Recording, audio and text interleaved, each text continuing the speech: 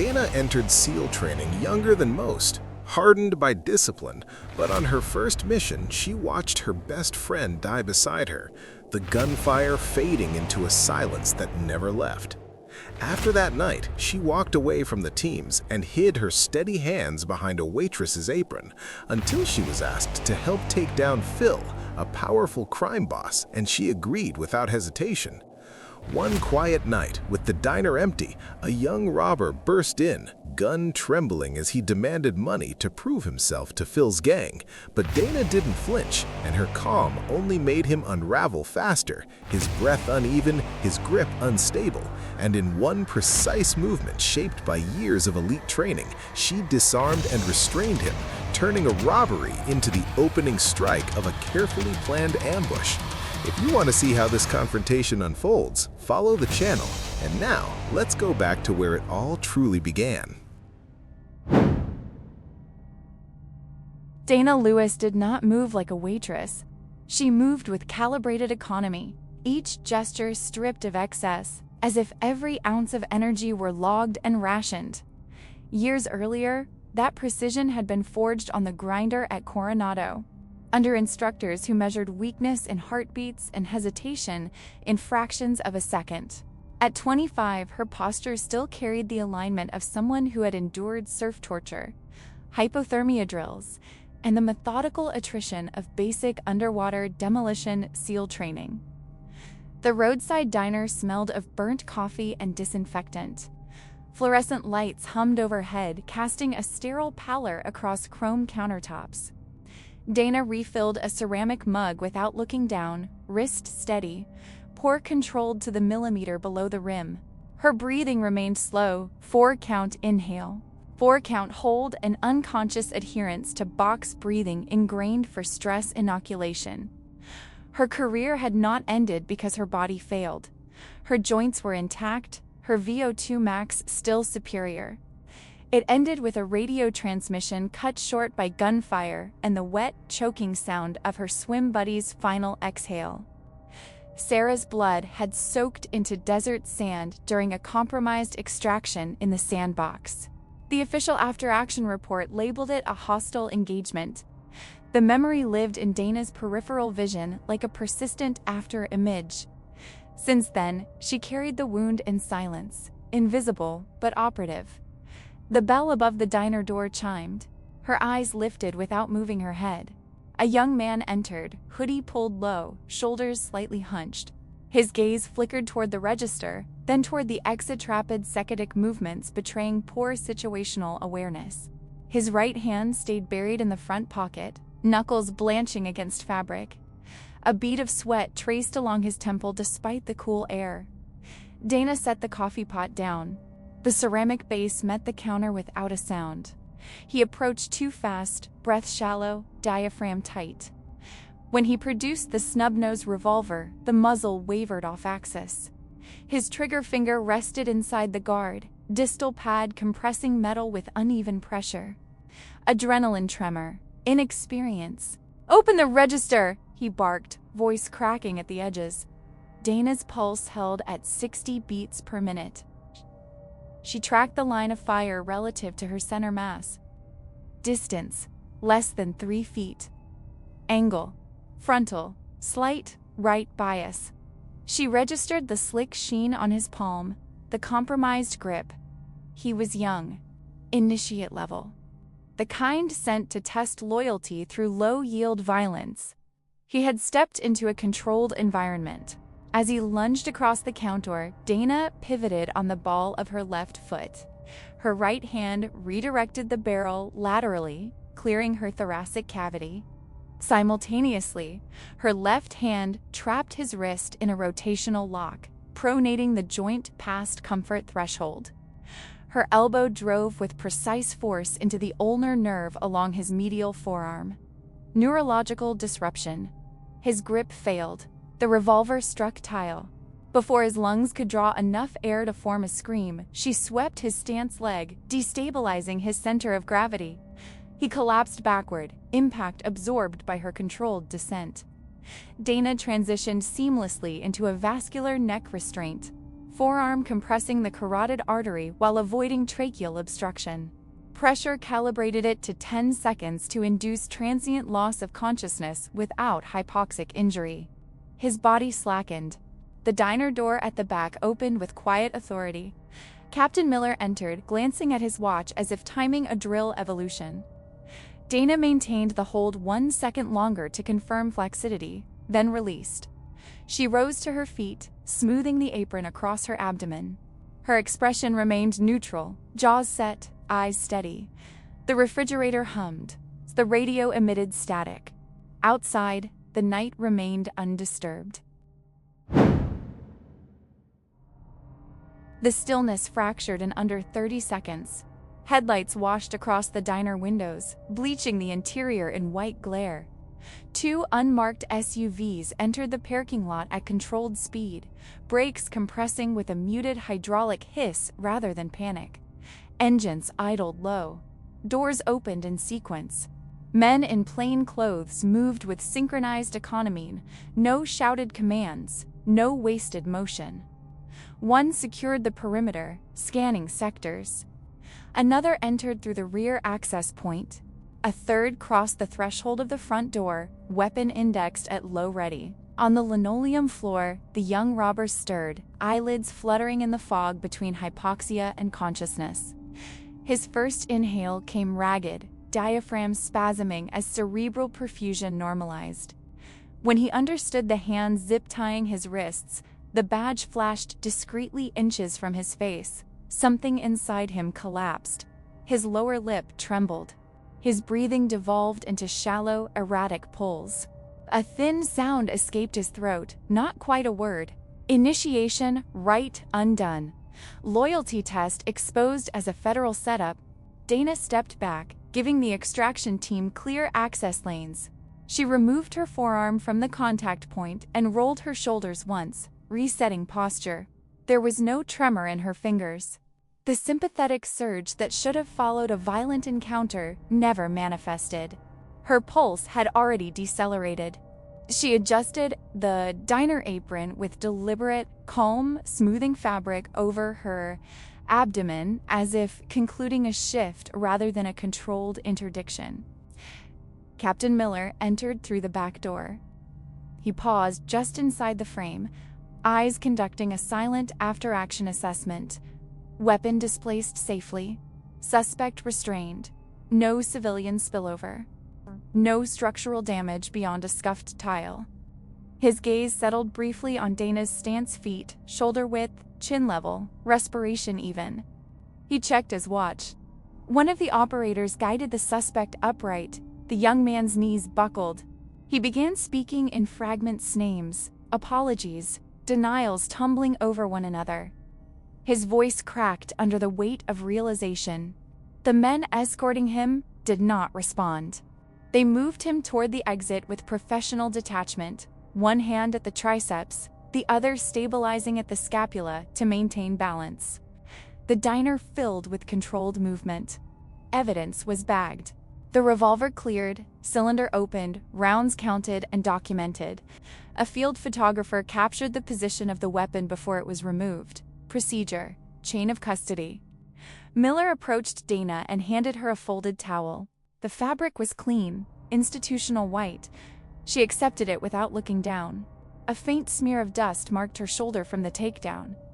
She brushed it away with 2 precise strokes. "Good work, Lewis," Miller said. His voice carried gravel and restraint, each syllable measured. No inflection of praise. In the teams, performance at standard did not merit ceremony. Her eyes met his for half a second. There was no flare of adrenaline in them, no residual heat. Only depth, dark, recessed, like a room with the lights turned off. "Subject is secured," Miller continued. "He'll talk. We have a direct line to his handler now." Behind them, the suspect began to cry openly as he was guided into the night air. The sound cut through the diner's mechanical hum. Dana's jaw tightened almost imperceptibly, a muscle flickering once beneath the skin. She did not turn toward the noise. Miller studied her profile. He had expected to see the old voltage, the operator who thrived inside volatility, who anticipated breach points before they formed. Instead, he saw something muted. The structure remained intact. The fire was banked. Dana untied the apron strings at the small of her back. The knot came loose with a soft rasp of fabric. She folded the apron once and placed it on the counter beside the register, aligning the edges. "I did my part, sir," she said. Her tone was level, devoid of edge. The deal was one night, one takedown. "I'm done." Outside, distant sirens wailed, local law enforcement establishing a visible response to support the cover narrative. Red and blue lights refracted faintly through the glass. Dana walked toward the exit without haste. Miller remained where he stood for a moment, watching her shoulders remain squared despite the weight she carried. As she pushed through the door, the cold air met her face. In the space behind her eyes, unbidden and unrelenting, Sarah's final scream replayed with perfect acoustic fidelity. "Lewis!" Miller called after her. She did not look back. The parking lot glistened under a thin sheen of moisture, streetlights refracting across asphalt like fractured glass. The air carried the metallic scent of impending rain. Dana walked toward her rusted sedan without breaking stride, keys already threaded between her fingers in a habitual, defensive grip. Her shoulders remained squared, but her steps had shortened, cadence measured and controlled. Behind her, the diner door opened again. Captain Miller stepped out, letting it close with a muted click. The distant wail of sirens bled into the night, a calculated layer of noise to legitimize the operation. He stopped several feet from her, giving space without relinquishing presence. "Lewis." She paused but did not turn immediately. Her hand settled on the driver's side door handle, knuckles whitening briefly before the pressure eased. When she faced him, her expression was neutral, eyes steady, pupils dilated slightly in the low light. "The kid inside is a thread," Miller said. His voice remained level, devoid of theatrics. "You pull it, the whole fabric starts to come apart. Phil Nelson doesn't move product without insulation. Military-grade hardware crossing borders doesn't happen in isolation. It's logistics chains, brokers, handlers. He's the node." Dana listened without interruption. A muscle in her jaw flexed once, then stilled. "That network is moving restricted thermal systems, optics, serialized components that disappear from manifests," Miller continued. "You know what that means, operationally?" She did know. Diversion, escalation, American equipment in hostile hands. Her gaze drifted past him for a fraction of a second, unfocused, then returned. She shook her head once. Minimal movement. Final. The weight in her chest was not metaphorical. It manifested as constriction beneath the sternum, a tightening that shortened her inhale by half an inch. Since the ambush, every time her fingers wrapped around polymer grip or textured steel, the tactile memory overlaid itself. Sarah's blood, viscous and dark, coating her gloves as she tried to maintain airway and compress a wound that would not clot. The smell of iron, the gurgling exhale that never resolved. "I can't go back downrange, Captain." Her voice was controlled, each word articulated with precision. "I'm not that operator anymore." Her thumb traced the chipped paint near the door seam, a small repetitive motion she did not seem aware of. "I hesitate," she said. A brief pause separated the clauses, and you know as well as I do, hesitation kills. The statement carried no self-pity. It was clinical, an assessment delivered the way she would have delivered a mission risk evaluation. She was identifying a liability within the element herself. Miller studied her face. The composure was intact, but something behind it had calcified. He understood the calculus. A civilian could not be compelled into a black operation. She had signed her discharge papers. There was no lawful order he could issue that would bind her. Rain began to fall in sparse droplets, tapping softly against the hood of the sedan. Miller reached into the inside pocket of his jacket. The movement was deliberate, unhurried. He withdrew a manila envelope, edges worn, a red stamp partially visible through the dim light. "I didn't want to use this, Dana," he said. "I wanted you to do it for the flag." He stepped forward and placed the envelope on the hood of her car. It slid several inches across the damp metal before friction slowed it to a stop near the base of the windshield. "You need to see the ballistics report from the ambush 2 years ago." The word ballistics seemed to land with physical impact. Dana's gaze dropped to the envelope. The stamped classification marking stood out in stark block letters, the ink dark and absolute. Her breathing changed, subtle but measurable. Inhale held a fraction longer, exhale thinner. For 2 years, the after-action narrative had remained static: hostile militia, compromised extraction, tragic but consistent with theater volatility. She had memorized every line of that report, every timestamp, every grid coordinate. Her fingers hovered above the envelope without touching it. The rain darkened the paper in uneven circles.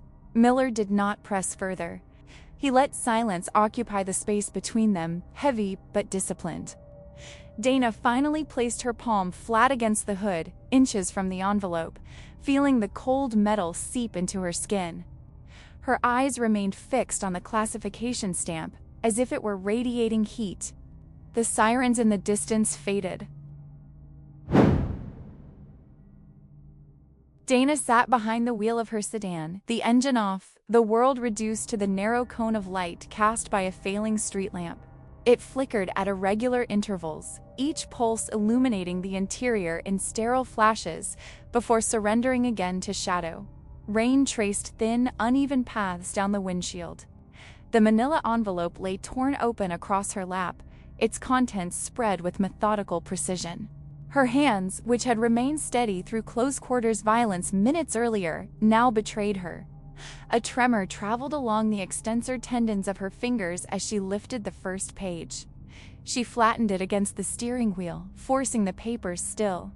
The report was formatted in clinical blocks chain of custody documentation, forensic annotations, ballistic microscopy findings. She read each line without skimming. Caliber confirmation, rifling characteristics, striation patterns matched against recovered casings. The rounds extracted from the kill zone where Sarah had fallen were cataloged with sterile accuracy. 7.62 by 39 millimeters, steel core, armor-piercing configuration, manufacturer, Russian origin, batch number, decommissioned inventory. Her jaw tightened. 2 years earlier, the operational summary had attributed the ambush to a random insurgent militia exploiting terrain familiarity. She had accepted that narrative because it fit the chaos of the valley, because war rarely offered symmetry. She had memorized the after-action timeline, recited it internally during sleepless nights. Now, the forensic annex told a different story.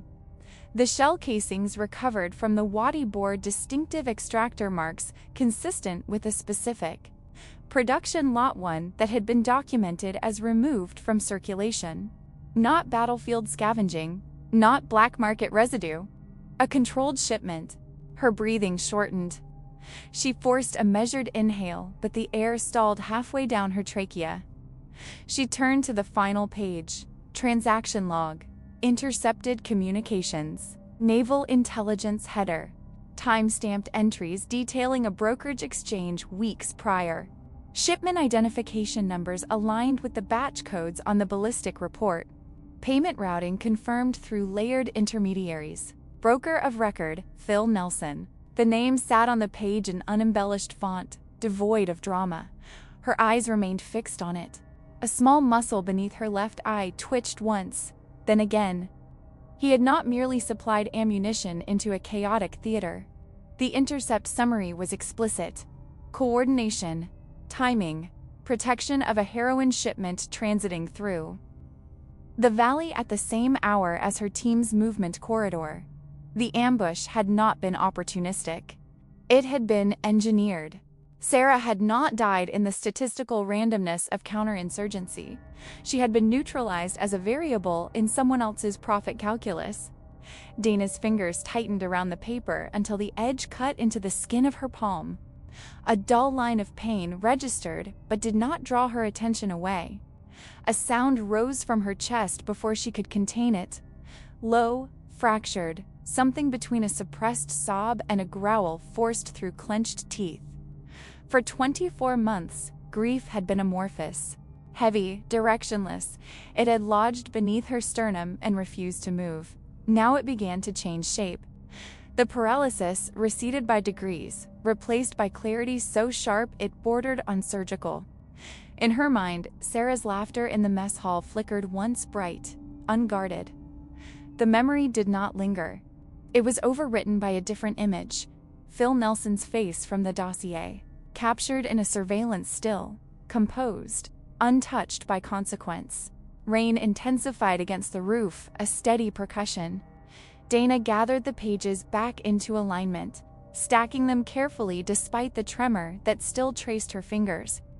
Her breathing slowed, settling into a controlled rhythm learned years ago in surf and sand. The tremor diminished. The identity she had worn inside the diner apron, lowered gaze, civilian anonymity, felt suddenly ill-fitting. In the reflection of the windshield, her eyes no longer carried vacancy. They held focus, vector. Intent, the waitress had been a cover. In the front seat of that rusted sedan, under a flickering street lamp and the weight of classified ink, something dormant reassembled with mechanical precision. Not rage without direction. Not grief without outlet. Operational clarity.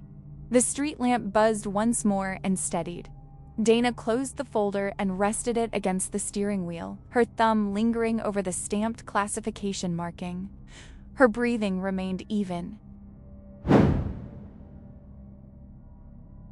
The warehouse district was quiet at dawn, the kind of silence that settled over abandoned infrastructure, corrugated steel, cracked concrete, broken windows patched with plywood.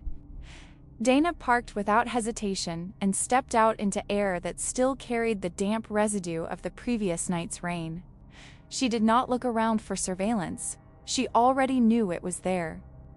Inside, the safe house occupied the rear section of a gutted warehouse. Temporary lighting hung from extension cords, casting hard shadows over folding tables and stacked equipment cases. The scent of cold metal saturated the space.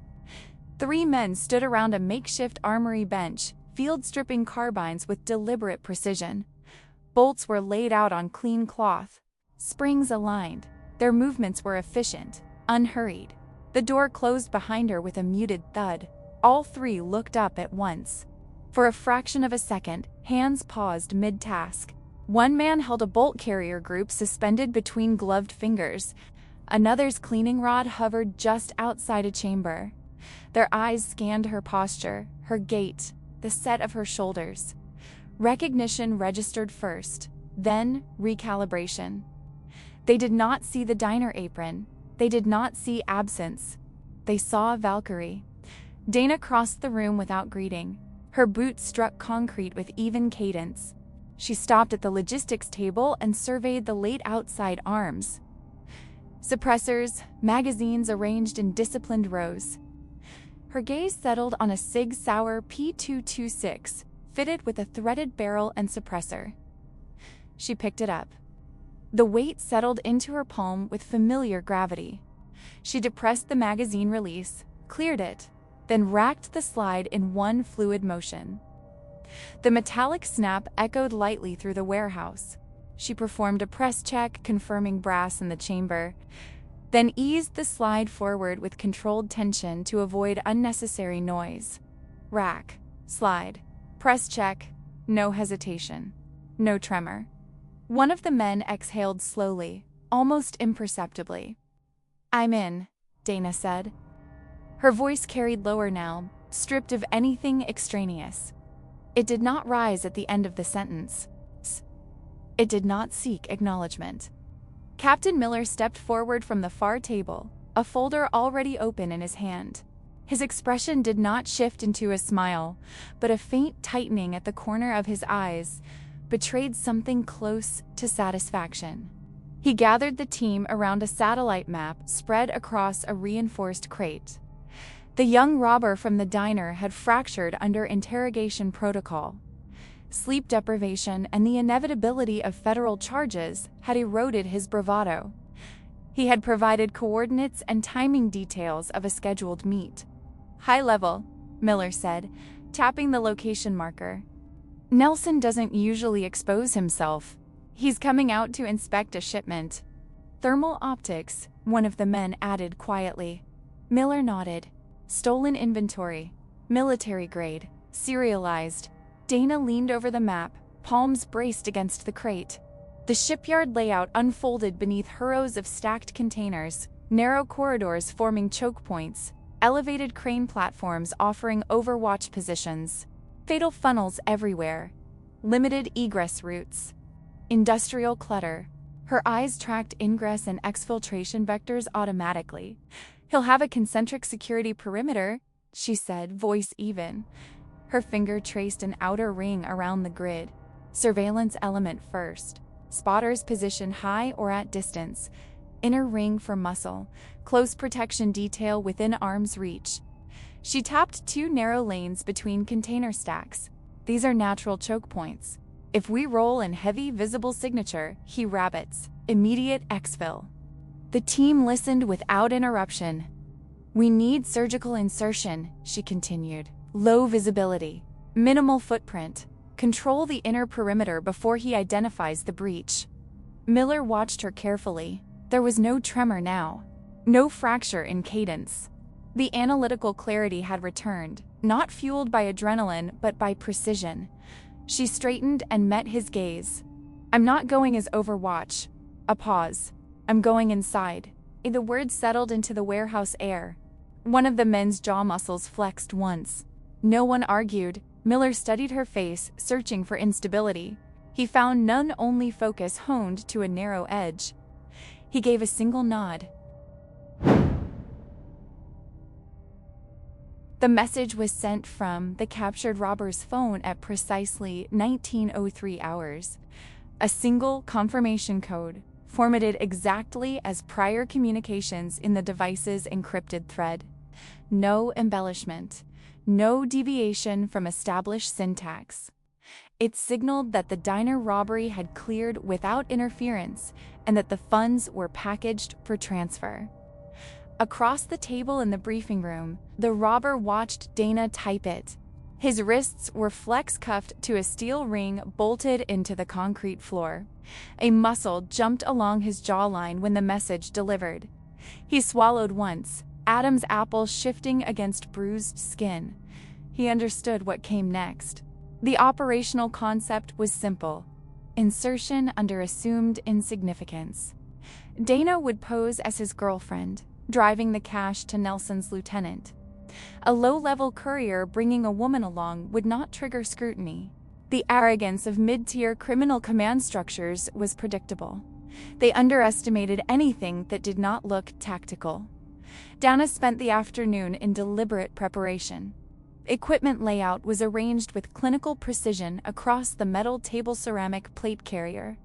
Low-profile comms unit, subcompact sidearm, fixed-blade knife. She ran her fingers along the edge of the ceramic plate before strapping it tight against her torso, adjusting the cummerbund until her breathing settled into a controlled rhythm. The hoodie she pulled over it hung loose, concealing bulk without drawing attention. She rehearsed contingencies in silence. Vehicle disabled at gate. Secondary vehicle intercept. Immediate action drill if extracted from driver's seat. She visualized angles, driver's side mirror reflecting movement at her 6. Spotlight trajectory from elevated guard post. Probable fields of fire from stacked shipping containers. In her mind, the shipyard became a schematic entry points, choke points, dead ground. Before stepping out, she slid the blade into her boot sheath. The handle rested against her ankle bone, familiar and unobtrusive. She flexed her foot once to confirm placement. No wasted motion. At 2,137 hours, she rolled the beat-up Honda into the industrial sector. Oxidized warehouses lined the street like hollowed carcasses. Sodium vapor lamps flickered overhead, casting jaundiced light across cracked asphalt. 2 blocks back, the tactical team maintained a stealth perimeter in unmarked vehicles, engines idling low. Radio discipline was absolute. Her earpiece carried only the faint hiss of an open channel. Dana's hands rested lightly on the steering wheel at 10 and 2. Her pulse remained steady, but her fingers registered each vibration from the uneven road surface. She adjusted the rearview mirror without moving her head, confirming no visible tail beyond the planned shadow. The rusted gates of the shipyard loomed ahead, corrugated metal scarred by salt and time. As her headlights cut across them, a floodlight snapped on from above. The beam struck the windshield, bleaching her vision white. Her pupils constricted. She did not flinch. She lowered the visor with measured calm, blinking twice to clear the after image. A figure detached from the darkness, heavy boots on gravel. The guard carried a rifle at low ready, barrel angled upward until he reached her window. He tapped the glass twice with the muzzle metal against tempered surface, deliberate and slow. Dana turned her head toward him, not too fast. She let her shoulders slump a fraction, posture signaling impatience rather than alertness. When she rolled down the window, cool night air entered the cabin carrying the scent of brine and diesel. "Who sent you?" the guard asked. She held his gaze for half a second before looking away, as if distracted. "We were told to drop the package," she said, keeping her tone flat, almost bored. She gestured vaguely toward the duffel bag on the passenger seat. "He said this is where." The guard's eyes scanned her face. They lingered, searching for incongruence. A bead of sweat traced down her spine beneath the ceramic plate, but her breathing remained even. No tremor in her voice. No tightening at the corners of her mouth. The rifle barrel lowered slightly. He stepped back and signaled toward the interior of the yard. The gate began to open with a prolonged metallic groan. This was the threshold. Dana rolled down the window halfway and slipped a piece of gum between her teeth. Her jaw moved in slow, lazy circles. One elbow rested on the doorframe, fingers drumming lightly against chipped paint. She let her eyes wander past the guard as if he were an inconvenience rather than a threat. The beam of his flashlight cut across her face, pausing at her pupils. He shifted the angle, searching for the glint of an earpiece, the outline of a transmitter beneath fabric. The light traced the line of her collarbone, dipped toward her midsection. The ceramic plate carrier did not print under the hoodie. Her pulse remained controlled, diaphragm expanding in measured cadence. "Who's with you?" he asked. She blew a thin stream of air, gum snapping softly between her molars. "Boyfriend's in the trunk," she said, rolling her eyes with restrained irritation. "Passed out. I got the cash." The lie left her mouth without hesitation. No hitch in her breathing. No dilation beyond the normal reaction to the spotlight. The guard studied her another second, then let out a short, derisive laugh. He stepped back and motioned inward with the rifle barrel. The gate widened. She eased the Honda forward, tires crunching over gravel. The shipyard swallowed the vehicle in a maze of stacked containers, steel walls rising on either side like narrow corridors in a kill house. Sodium lights cast long shadows that fractured across corrugated surfaces. Her dashboard GPS displayed a pulsing marker steady, centered, 2 turns, a straightaway. She counted them silently, anchoring orientation points in case exfiltration required speed without guidance. The clearing appeared abruptly.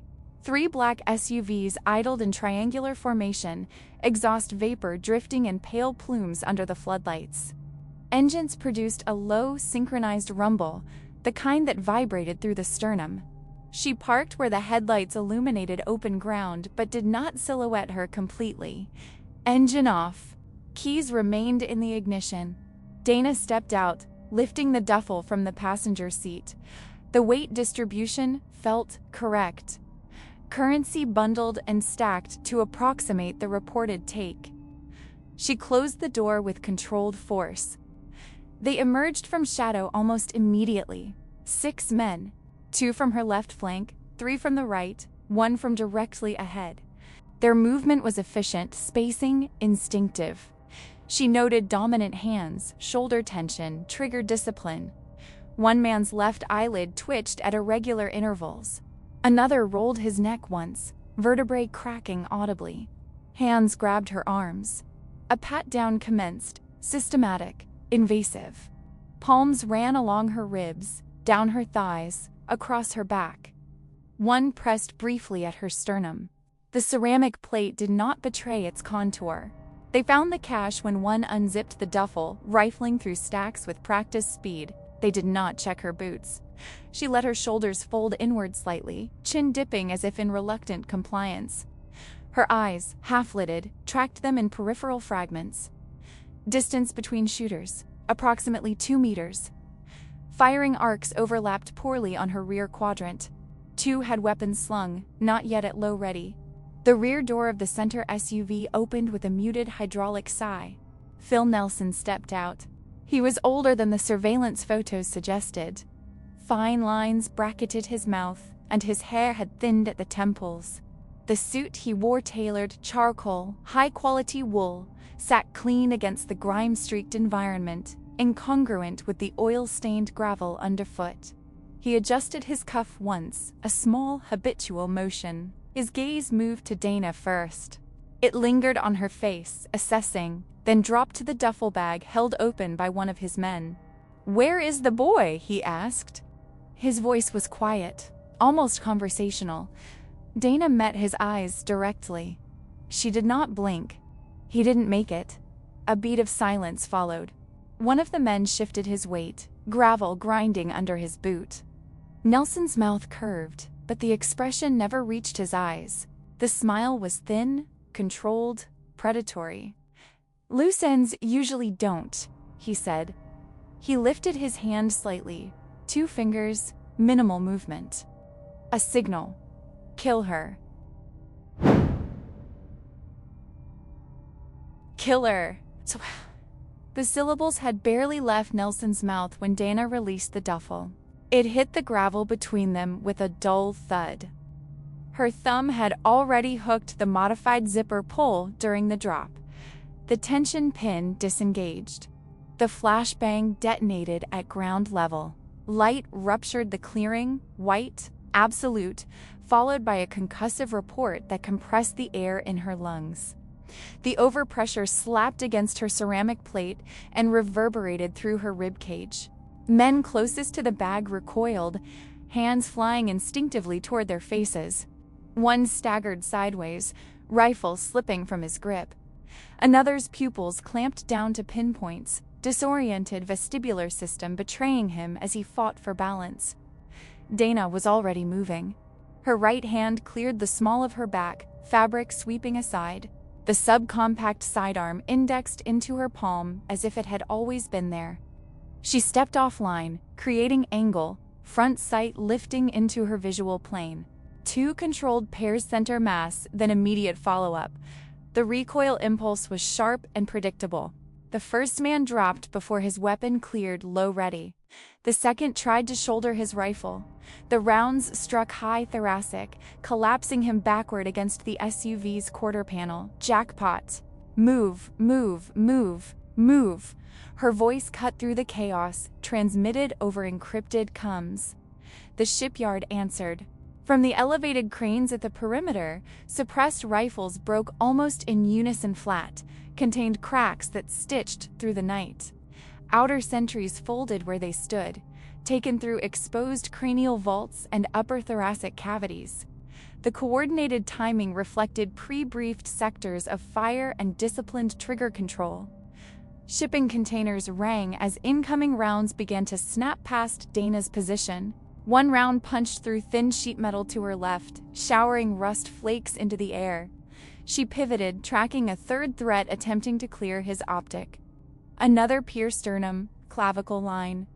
He crumpled forward, breath leaving him in a wet exhale. Peripheral vision caught Nelson. He did not shout. He did not freeze. His expression flattened, jaws setting as he turned and dove back into the rear seat of the center SUV. The armored door slammed with a muted, reinforced thud. The driver reacted instantly. The engine revved hard. Torque transferred to the rear wheels. The SUV lurched, tires clawing at gravel before finding traction. It fishtailed once, then accelerated toward a narrow corridor between stacked containers. Dana advanced, rounds impacting around her.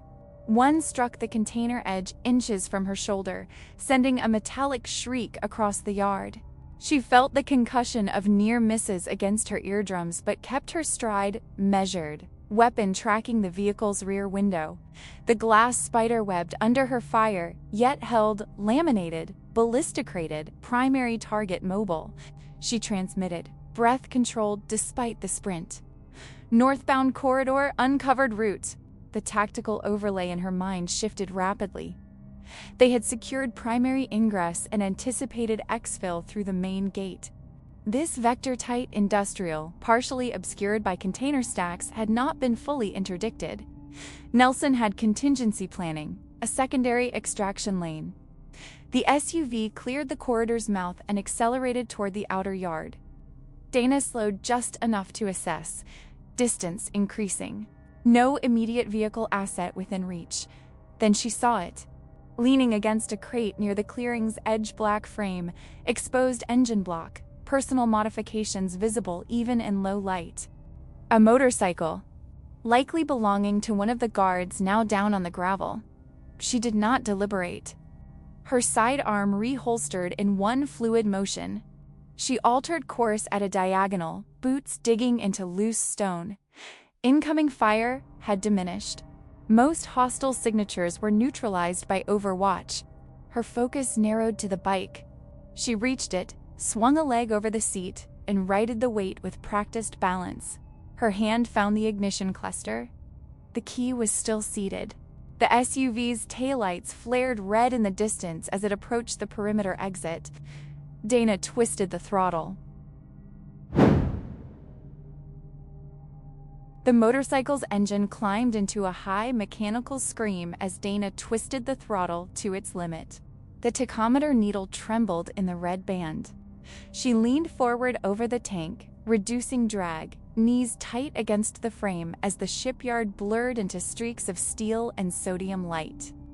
Ahead, the armored SUV barreled through the industrial corridors, suspension absorbing uneven asphalt without hesitation. Its brake lights flared at corners, then vanished as it accelerated again. Dana tracked its line through the maze of containers, selecting tighter angles, shaving distance with each controlled lean. Wind tore at her hoodie. Her eyes did not waver. The SUV's rear window fragmented outward in a spray of safety glass as it lowered enough for a weapon muzzle to breach. A bodyguard leaned into the opening, automatic fire erupting in short, violent bursts. The muzzle flash stuttered orange against the dark. Rounds struck the pavement around her front tire, spitting chips of asphalt into the air. One passed close enough to tug at the fabric near her shoulder. She adjusted trajectory by degrees, not reacting to the noise, but to geometry distance, speed differential, probable recoil climb from the shooter's platform. She wasn't driving. She was solving. The corridor opened toward a loading sector. To the right, a steel dock plate remained lowered from a bay door, angled like an improvised ramp. The SUV committed to the straightaway? Dana saw the alignment in a single glance. She increased throttle. The engine protested, vibration transferring through the handlebars into her forearms. At the last second, she shifted her weight rearward, front wheel lifting slightly as the bike struck the metal plate. The impact jolted through the suspension. Then, gravity released. The motorcycle left the ground. In the fraction of silence midair, she let go. Her boots kicked free of the pegs as she pushed off the frame, redirecting her mass forward. The bike continued its arc alone. Dana tucked her chin, arms tight, rotating just enough to absorb impact across her shoulder and hip as she hit the SUV's roof. The motorcycle descended behind her, slamming into the windshield of a pursuing chase car that had entered the corridor at speed. Glass imploded. The car swerved violently out of frame. Dana's fingers clawed for purchase along the COV's roof rack.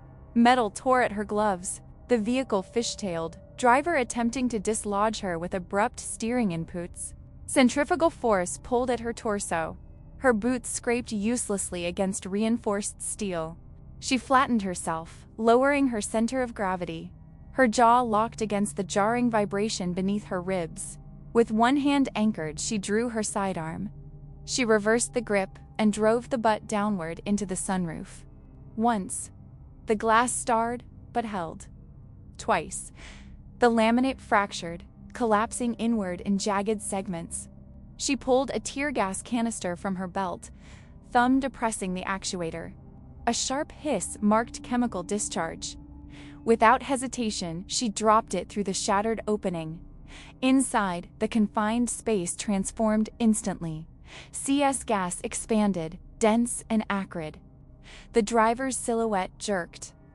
The SUV swerved hard left, then overcorrected. Through the broken glass she heard coughing, ragged, involuntary. A weapon clattered against interior trim. The vehicle veered off its line and collided with a stacked bundle of steel beams. The impact detonated in a metallic roar. Momentum hurled Dana from the roof. She hit the ground shoulder first, the joint absorbing force beyond its designed range. A white flare burst across her vision. She rolled instinctively, protecting her head, gravel embedding into fabric. For a moment her arm refused command, fingers numb. She forced air into her lungs and pushed up. Dust drifted through the floodlights in slow suspension. The SUV's front end was crushed inward, hood folded like paper. The driver slumped over the steering wheel, unmoving. The bodyguard lay twisted against the door frame, a low groan escaping him as he tried to orient. Phil Nelson emerged from the rear passenger side, half crawling over twisted metal. Blood ran from a laceration along his hairline, tracing down his cheek and soaking into the collar of his suit. His breathing was uneven, each inhale catching against residual gas. He looked up. Their eyes met through the settling dust.